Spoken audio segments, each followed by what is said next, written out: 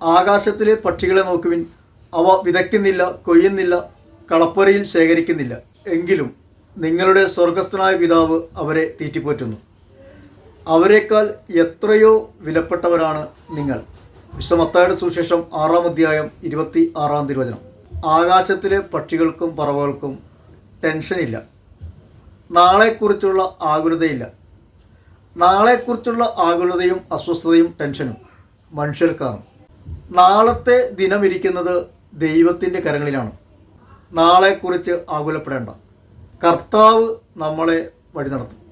ആദ്യം ദൈവത്തിൻ്റെ രാജ്യവും നീതിയും അന്വേഷിക്കുവിൻ, ബാക്കിയെല്ലാം അവിടുന്ന് കൂട്ടിച്ചേർക്കും. വിശുദ്ധ മത്തായിയുടെ സുവിശേഷം 6:33. അതുകൊണ്ട് സഹോദര സഹോദരി, ഭാവിയെക്കുറിച്ച് അസ്വസ്ഥപ്പെടേണ്ട. എല്ലാം ദൈവത്തിൻ്റെ കരങ്ങളിലാണ്. ദൈവത്തിൽ ആശ്രയിക്കാം, ദൈവത്തിൽ പ്രത്യാശ അർപ്പിക്കാം.